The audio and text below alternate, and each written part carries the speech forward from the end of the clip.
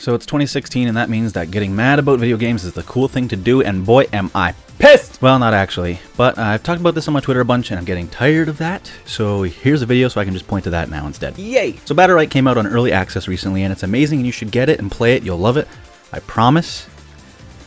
Oh my god. And a common thing happening across gaming news outlets right now is that it's getting called a MOBA. Now, I've already whinged about MOBA as a term and how much I hate it on my stream, and you can go watch that over on my channel if you like. Short version, multiplayer online battle arena is an awful descriptor for a genre. That's any genre, not even just these stuff. Riot coined the term, and they're pretty much the only ones that use it in an official capacity, except Paragon. Now, Battle Right isn't the first game to be incorrectly called a MOBA, but it's the first time I've cared enough to actually care. Games that I consider in the MOBA genre are things like League of Legends, Dota 2, Heroes of Newerth, Heroes of the Storm, Smite, Paragon, Vainglory, etc.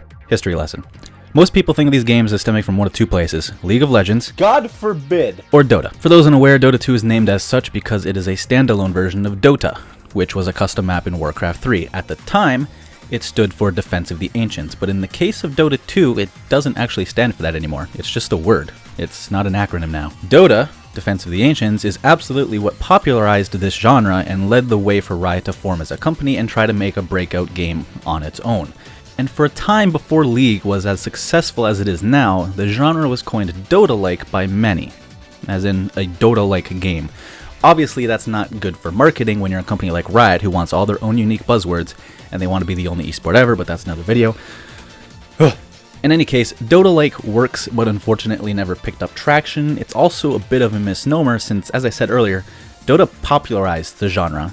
It didn't actually create it. See, technically the genre can trace its roots to a StarCraft map called Aeon of Strife, and we should probably call the genre Aeon of Strife games, because it's a way cooler name than MOBA. But it's not necessarily a much better descriptor, so let's just move on from that. With the history out of the way, let's talk about MOBA as a genre and why I'm bothering with this video in the first place. In the games mentioned earlier, there are a few common points. You control a single character, or in some cases a small collection of characters. You might be able to spawn things under your control as well. There are lanes. These lanes have buildings in them, usually some that attack you, like towers or turrets. You fight neutral monsters known as creeps, or minions, belonging to the other team to earn experience and currency. You level up from the experience and grow stronger over the course of a match, in some cases leveling up your abilities. You spend this currency that you earn from killing creeps or minions on items or some derivative thereof. In most of these, you move your character with the cursor by right-clicking like in an RTS game, which is where Dota came from, but in third-person ones like Smite and Paragon, you use WASD, which is pretty standard movement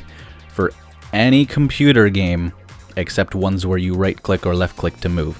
Now, Smite and Paragon had a cool take on the genre where they put you in a third-person camera instead and made you move with WASD. Here's of the Storm mixed things up by making it so that your level is actually shared between all of your teammates, and instead of buying items or getting any gold or anything, you just pick talents at specific level intervals. And Heroes of Newerth added a new way of targeting spells that they called vector targeting.